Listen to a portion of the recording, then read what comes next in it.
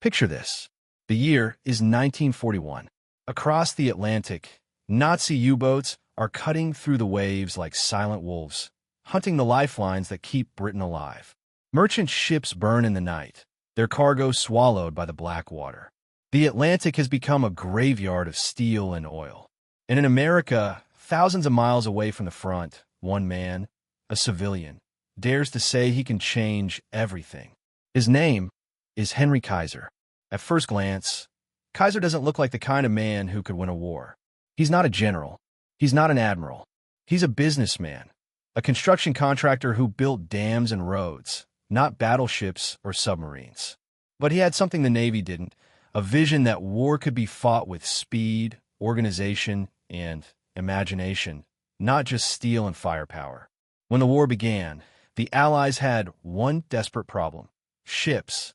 They needed thousands of them to move troops, food, fuel, tanks, and weapons across the oceans.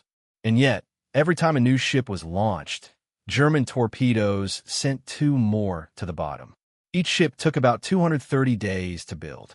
That was far too long. If nothing changed, the war would be lost at sea.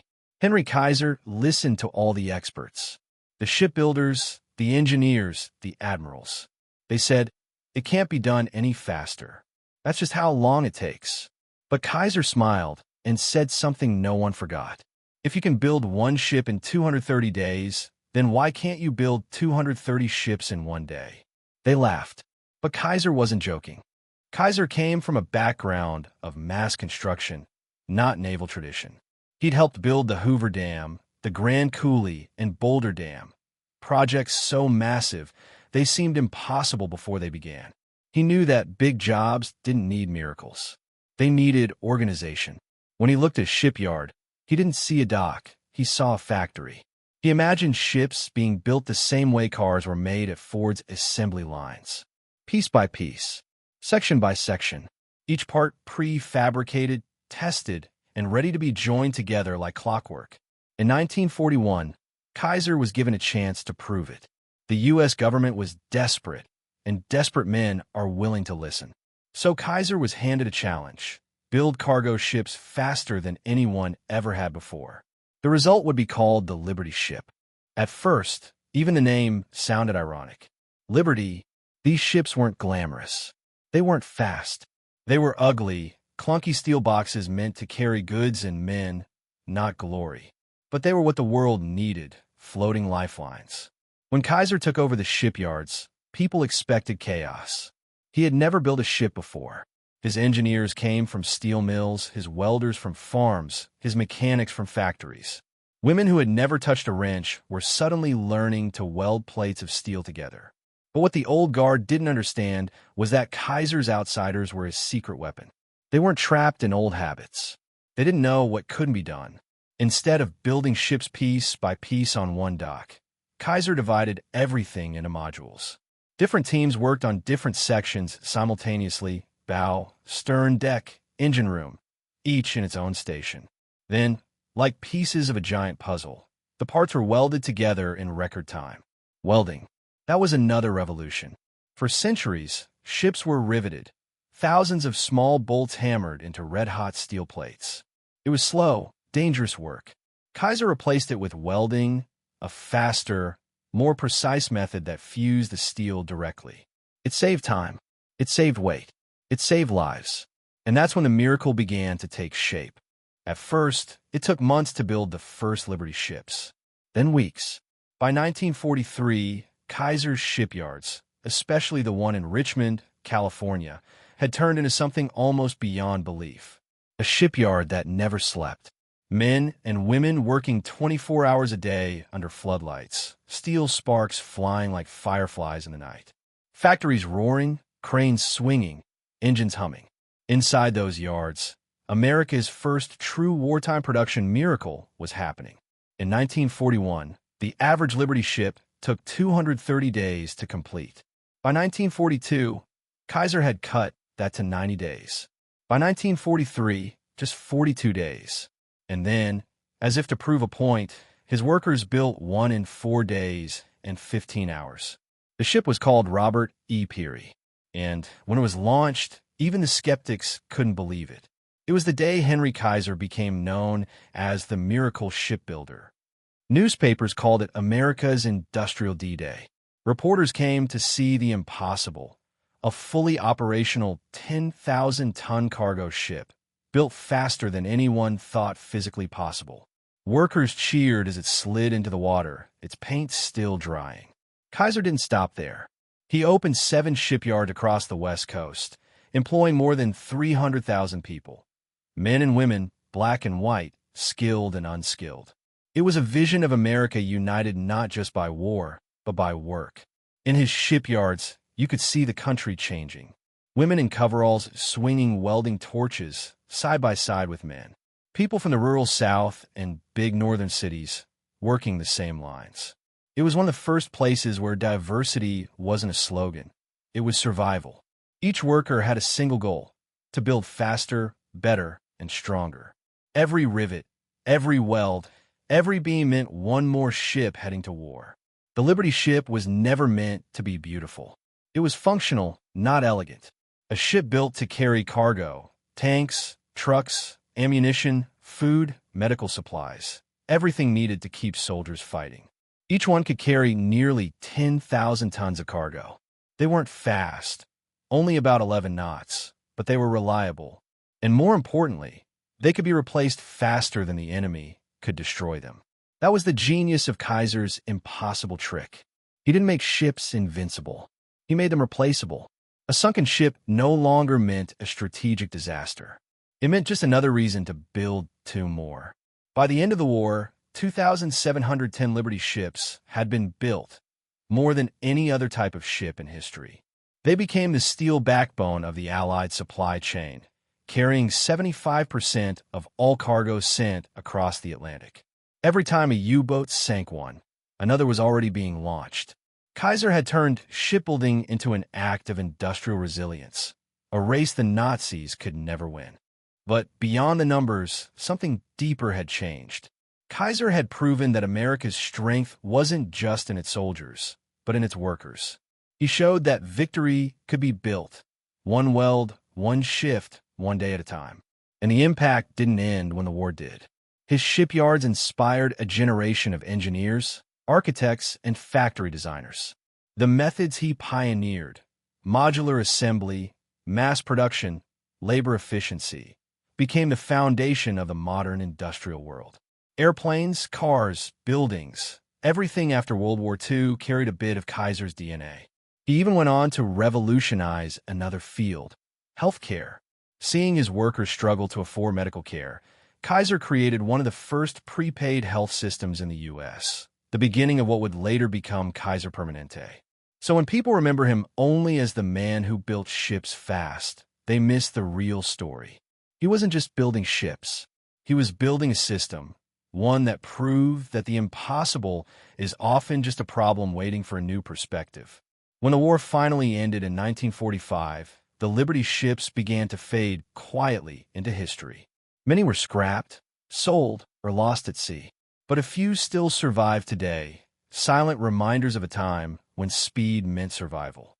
And every time one of those steel hulls glides through the water, you can almost hear the echo of Kaiser's voice.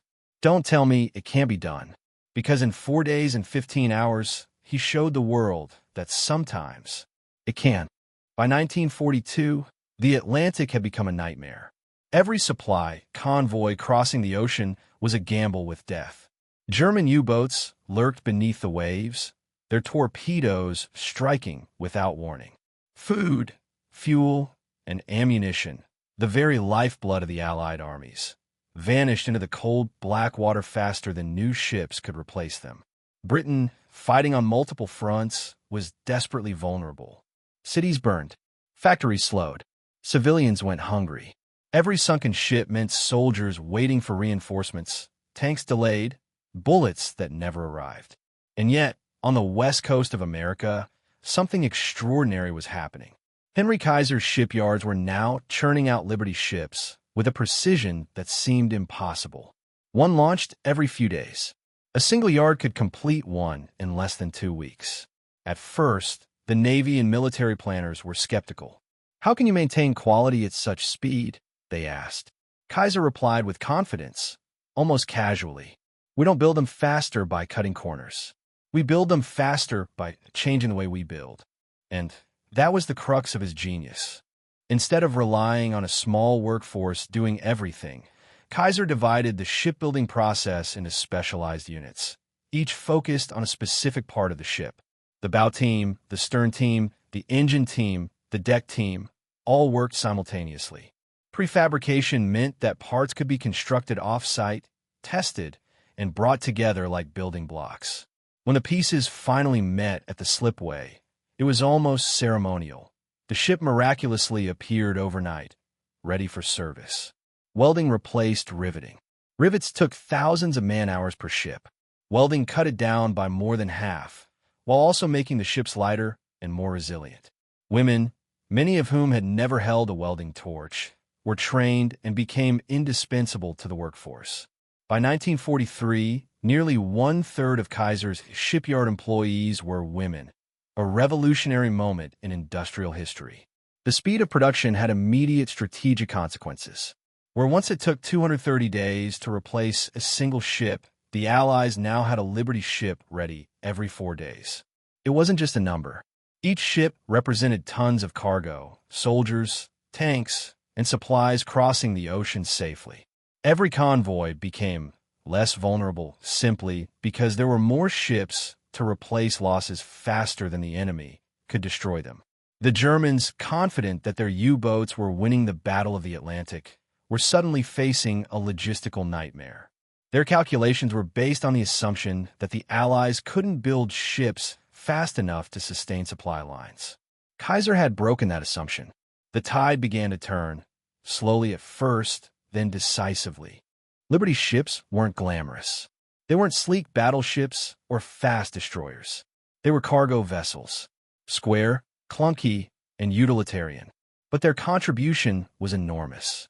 Consider this. By the end of the war, over 2,700 Liberty ships had been built. They carried everything from ammunition and vehicles to food and medical supplies. Without them, troops in North Africa, Italy, and Normandy would have starved or stalled on the battlefield. They allowed the Allies to sustain a global war effort on a scale never seen before. The impact of these ships went beyond just logistics. They symbolized American industrial power, a nation capable of building miracles on demand. Factories weren't just making cars or machines anymore. They were producing life-saving ships. America's ability to turn civilian industries into wartime production machines became known as the arsenal of democracy. Every Liberty ship launched was a statement. We can replace what you destroy. Faster, better, stronger. Even Hitler's generals began to notice. Intelligence reports indicated frustration that the Allied supply lines remained robust despite U-boat attacks. The Liberty ship was no longer just a ship. It had become a psychological weapon. But speed alone wasn't enough. Kaiser understood that morale and human efficiency were just as important. His shipyards were not slave-like factories. He provided healthcare, cafeterias, childcare, and medical services to employees. Workers were motivated, skilled, and surprisingly loyal.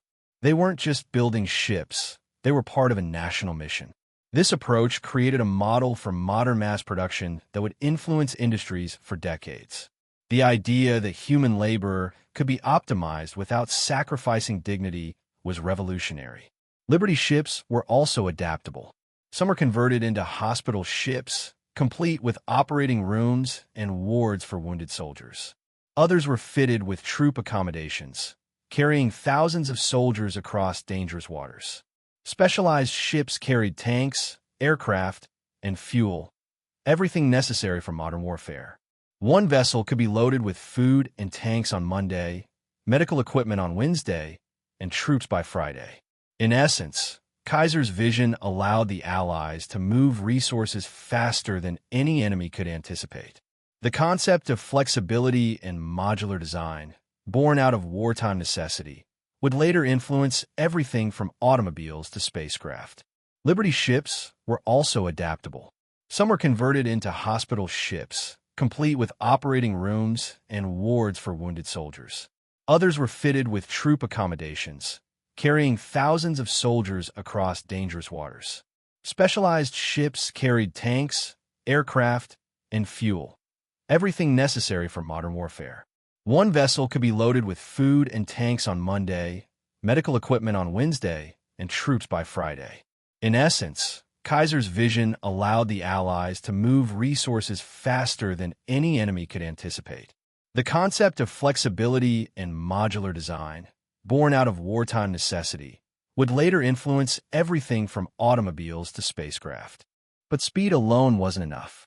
Kaiser understood that morale and human efficiency were just as important. His shipyards were not slave-like factories. He provided healthcare, cafeterias, childcare, and medical services to employees. Workers were motivated, skilled, and surprisingly loyal. They weren't just building ships, they were part of a national mission. This approach created a model for modern mass production that would influence industries for decades. The idea that human labor could be optimized without sacrificing dignity was revolutionary. Liberty ships were also adaptable. Some were converted into hospital ships, complete with operating rooms and wards for wounded soldiers. Others were fitted with troop accommodations, carrying thousands of soldiers across dangerous waters.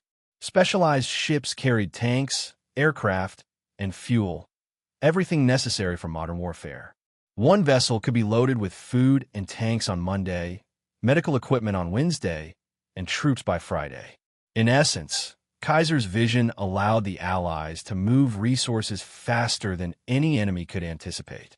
The concept of flexibility and modular design, born out of wartime necessity, would later influence everything from automobiles to spacecraft. Liberty ships were also adaptable. Some were converted into hospital ships, complete with operating rooms and wards for wounded soldiers. Others were fitted with troop accommodations, carrying thousands of soldiers across dangerous waters. Specialized ships carried tanks, aircraft, and fuel, everything necessary for modern warfare. One vessel could be loaded with food and tanks on Monday, medical equipment on Wednesday, and troops by Friday. In essence, Kaiser's vision allowed the Allies to move resources faster than any enemy could anticipate. The concept of flexibility and modular design, born out of wartime necessity, would later influence everything from automobiles to spacecraft. After the war, many Liberty ships were sold, scrapped, or repurposed. Some became merchant vessels, others were laid up in reserve fleets. A few survived as museum ships, silent steel reminders of the industrial miracle that turned the tide of history. But their influence didn't end with the war. Kaiser's methods inspired post-war mass production techniques in automobiles, aircraft, and even housing. Prefabrication, modular assembly, and efficient labor division became standard practice across industries worldwide. The Liberty ship story also demonstrated something profound. Civilian ingenuity can win wars. It didn't always take generals or admirals. Sometimes, all it took was a man willing to challenge assumptions, break tradition, and reimagine the possible. Henry Kaiser became a legend, not because he fought in the trenches, but because he built the weapons of victory faster than anyone thought possible. So the next time you see a rusting Liberty ship in a museum or hear of a massive industrial project, remember this. It wasn't just steel and rivets. It was the product of vision, courage, and a refusal to accept the impossible. A testament to the fact that sometimes one civilian with an idea can change the course of history. And in that sense, every Liberty ship is still sailing today, on the waves of imagination, determination, and relentless human ingenuity. By the spring of 1942, the Liberty ship program was no longer just an experiment. It had become a cornerstone of the Allied war effort. Ships that once required over 7 months to construct were now emerging from the yards in just weeks, a feat that seemed impossible to those accustomed to traditional maritime craft. Yet, the story of the Liberty ships was not only about speed. It was about sustaining a global conflict, reshaping industrial labor, and proving that ordinary people, given opportunity and training, could accomplish the extraordinary. The Atlantic Ocean had become a graveyard for Allied shipping. German U-boats prowled the convoy routes with lethal efficiency, sinking tens of thousands of tons of cargo each month. In 1941 alone, over 3.6 million tons of Allied shipping vanished beneath the waves, leaving Britain vulnerable and teetering on the brink of starvation. Conventional shipyards, dependent on generational expertise and slow, sequential construction methods, could not replace the losses quickly enough. At an average of 230 days per ship, American production could never match the relentless pace of destruction. Yet, through prefabrication and welding innovations pioneered by Henry Kaiser and his engineers, Liberty ships began appearing at an unprecedented rate.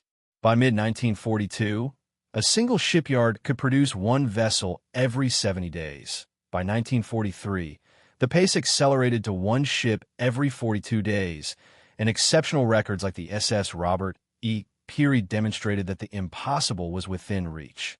The impact of these ships on the war effort cannot be overstated.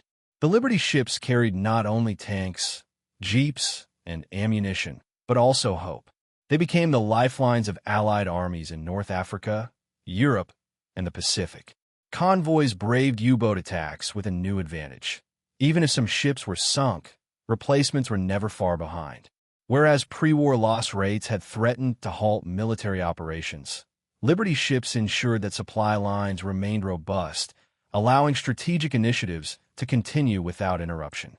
For instance, during Operation Torch, the Allied invasion of North Africa in late 1942, the ability to move thousands of tons of vehicles and provisions directly affected the speed and effectiveness of the campaign.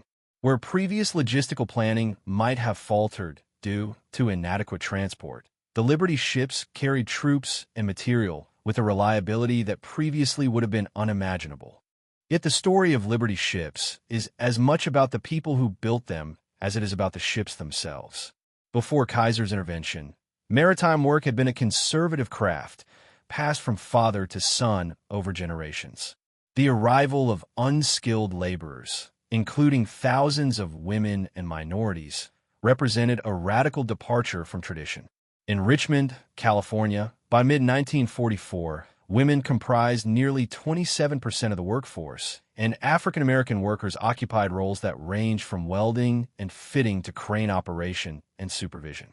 These were positions historically reserved for highly trained, predominantly white male craftsmen. By providing targeted, accelerated training programs, Kaiser and his instructors empowered ordinary people to master specific tasks in days rather than years. Spot welders became productive in as little as 10 days.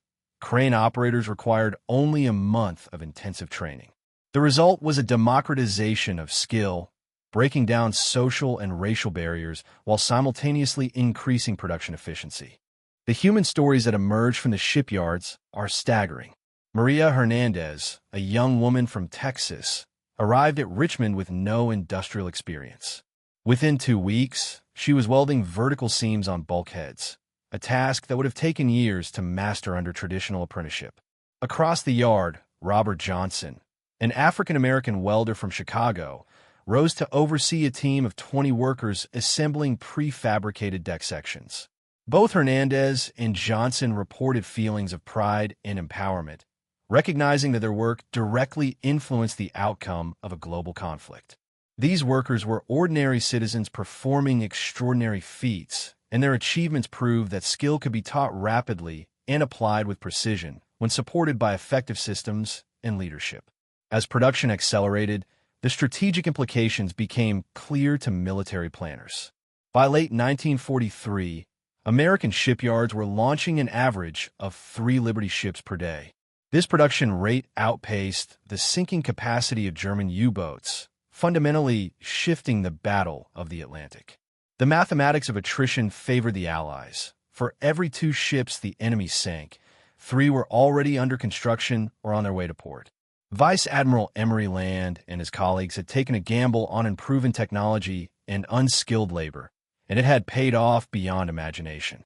Not only had they kept supply lines intact, but they had also demonstrated the power of industrial innovation in determining military outcomes.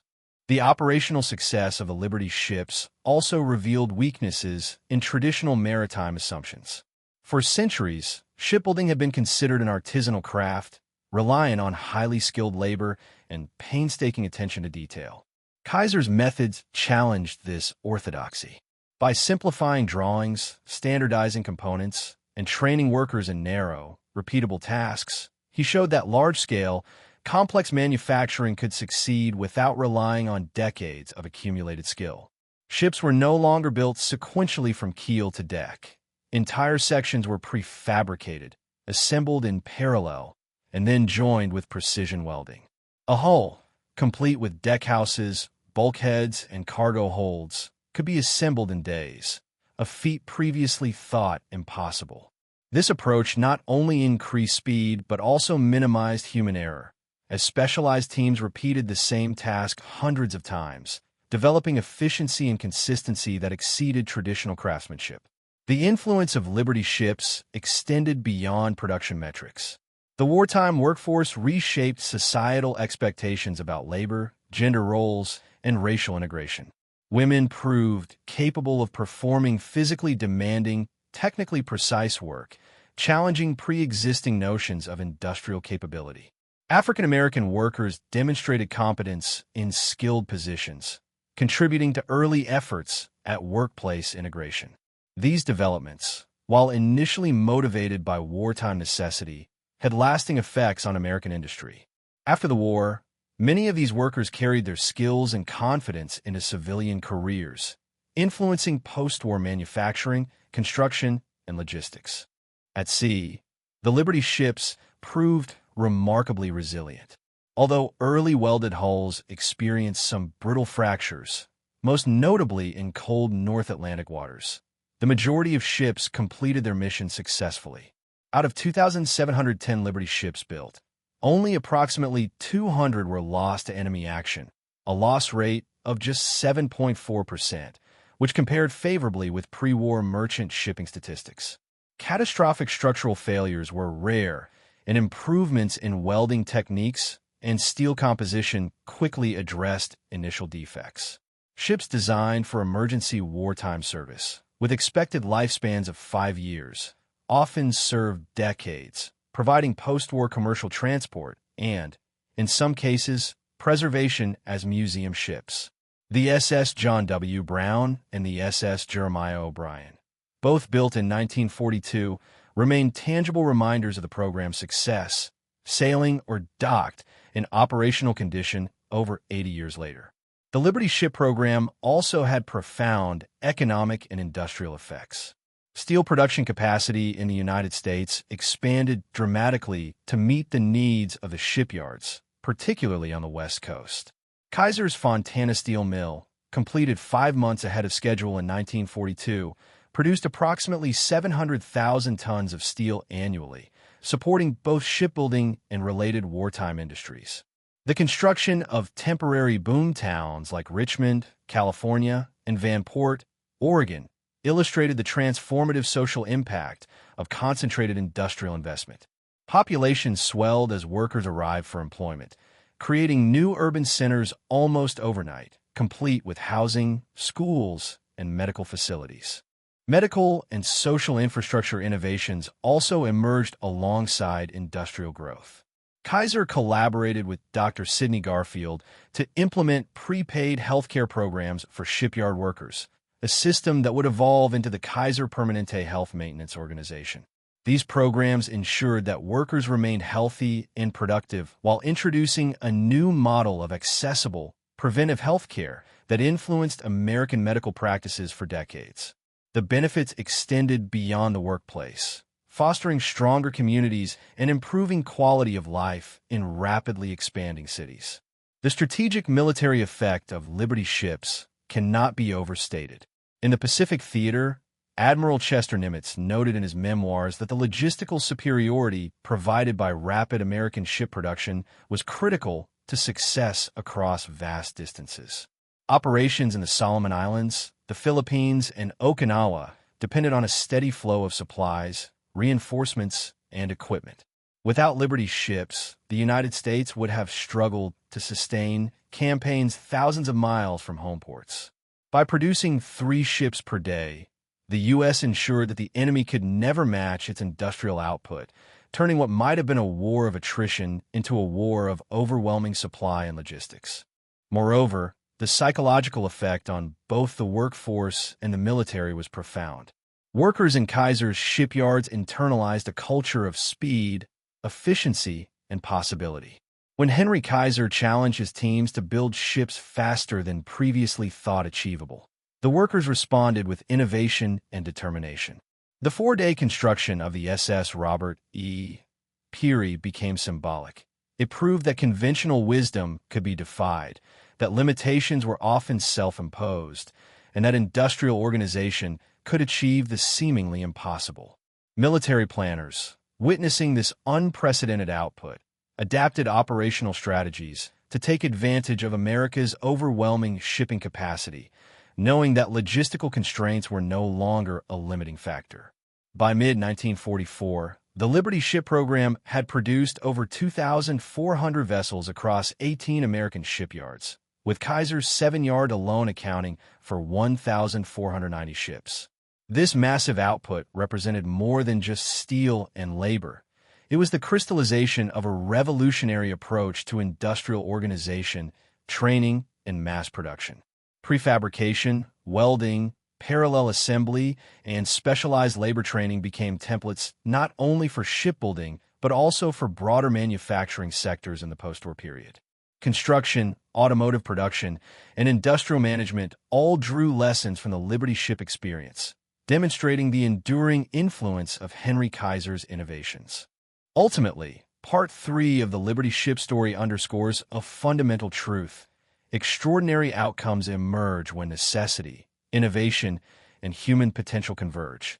The Liberty ships themselves were instruments of war, but they were also symbols of what ordinary individuals could achieve when organized effectively, empowered through training, and inspired by a shared purpose. The war may have ended, but the legacy of these ships and the people who built them remains woven into the fabric of modern industry, labor practices, and American history. When the guns fell silent in 1945, the Liberty ships that had once braved the Atlantic and Pacific stood as monuments not only to wartime necessity, but to an unprecedented industrial revolution. The ships themselves, once viewed as emergency wartime constructs, became the foundation for a new era in global shipping, industrial management, and labor dynamics. Their story did not end when the war ended.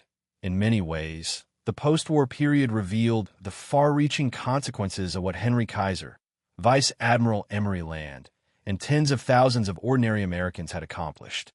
At the end of the war, over 2,700 Liberty ships had been produced, a feat unmatched in maritime history. The sheer scale of this production was staggering. Each ship represented thousands of tons of steel, hundreds of miles of welding, and countless hours of human labor. Yet all had been completed at a pace that defied pre-war expectations. As the military no longer required such a massive fleet, the U.S. government faced a dilemma: what to do with these durable, functional ships. Many were sold to private shipping companies at low cost, forming the backbone of commercial trade for decades. Others were placed in reserve fleets, colloquially known as mothball fleets, where they would sit, ready for activation during emergencies such as the Korean War. The economic impact of Liberty ships during the post-war era cannot be overstated. Shipping companies acquired modern, serviceable vessels at a fraction of the cost of constructing new ships, allowing global trade to expand rapidly.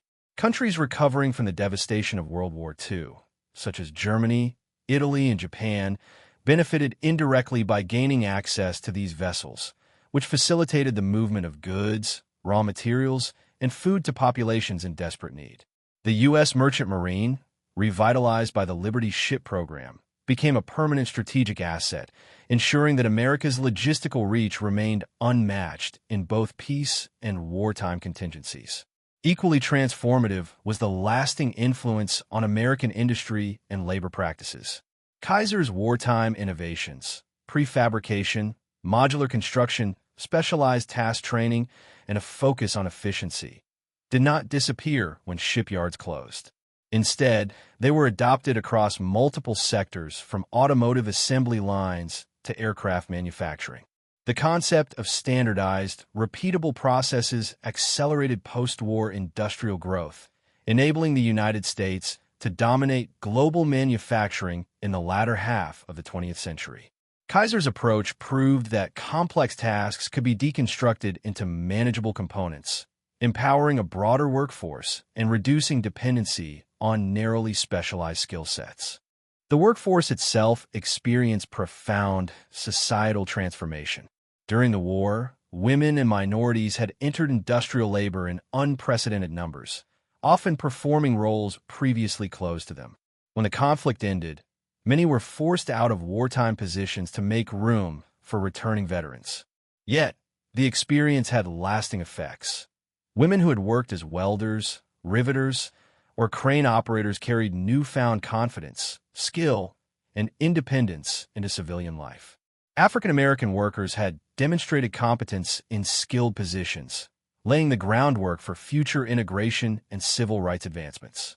These shifts, accelerated by necessity during wartime, planted seeds of social change that would continue for decades. The ships themselves also proved their resilience in unexpected ways. Despite being designed as emergency vessels with a projected lifespan of 5 years, many Liberty ships continued service well into the 1970s.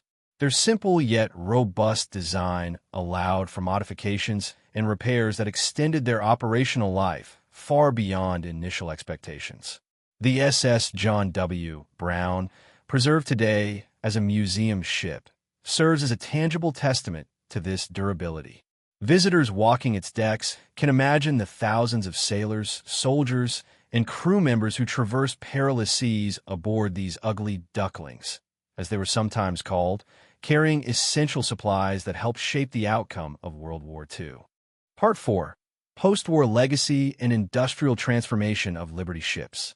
Post-war geopolitical tensions also highlighted the strategic importance of rapid industrial mobilization.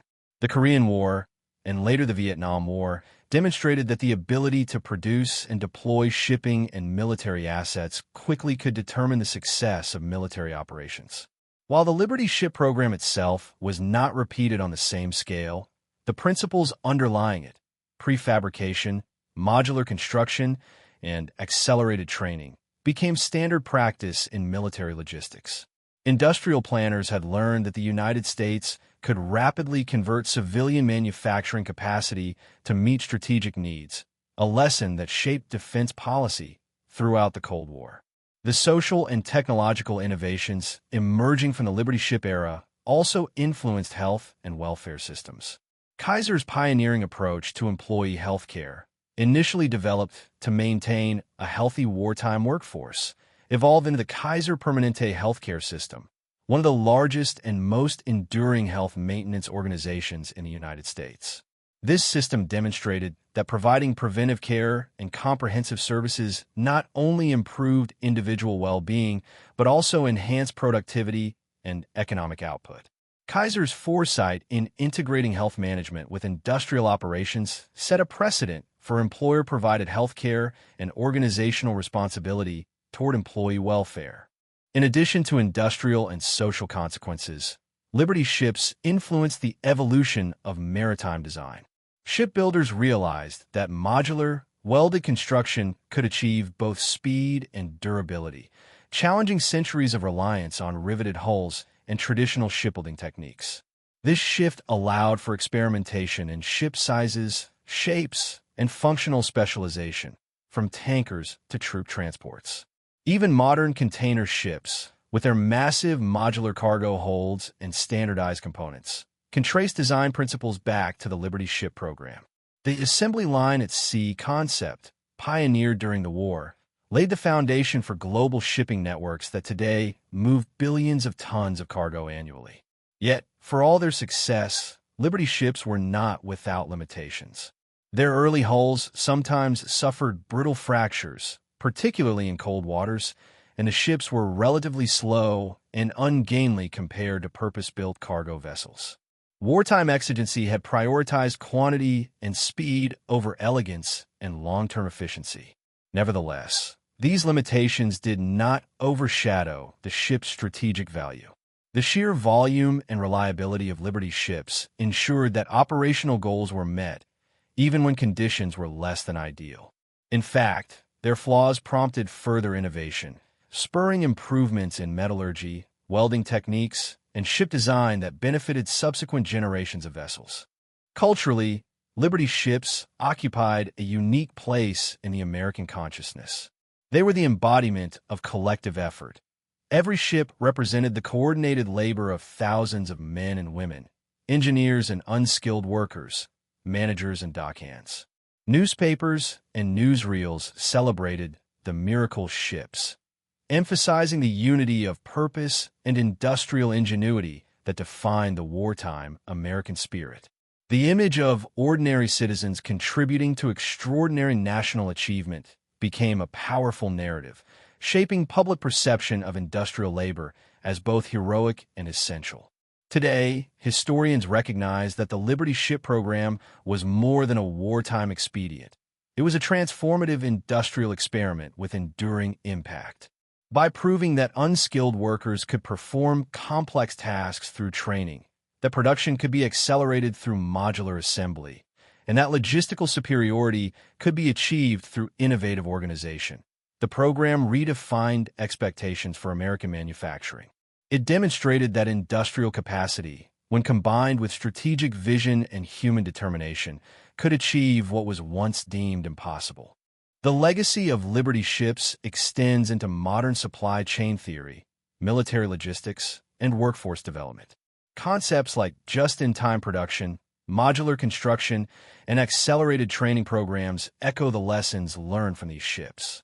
Even the principles underlying modern disaster response and rapid infrastructure development, mobilizing materials, labor, and logistics under tight deadlines, bear the imprint of the Liberty ship experience. In essence, the ships were not only instruments of war, but templates for modern industrial efficiency, societal mobilization, and technological progress. In retrospect, the Liberty ship program exemplifies how necessity drives innovation. Faced with a crisis that threatened to cripple the Allied war effort, American leaders, engineers, and workers achieved something extraordinary. They turned ordinary citizens into skilled laborers, standardized complex construction processes, and delivered ships at a rate that defied conventional wisdom. The war ended, but the lessons endured. Rapid industrial mobilization, workforce empowerment, and innovative logistics were now recognized as strategic assets in their own right. Walking the decks of a preserved Liberty ship today, one can feel the weight of history. These vessels were not merely steel and rivets. They were vessels of hope, resilience, and human ingenuity. Each seam welded by a newly trained worker, each section of hull lifted by coordinated teams, each ship launched into the sea represents a triumph over adversity. The Liberty ship program reminds us that even in the face of overwhelming challenges, ordinary people, when organized, empowered, and inspired, can achieve what once seemed impossible. The post-war transformation was also a testament to visionaries like Henry Kaiser and Admiral Land, who recognized that human potential, industrial capacity, and technological innovation could combine to reshape reality. Their willingness to challenge assumptions, embrace risk, and pursue untested methods laid the groundwork for modern American industry. They proved that speed and efficiency need not compromise quality, that ordinary citizens could accomplish extraordinary feats, and that strategic foresight could turn industrial power into decisive military and economic advantage.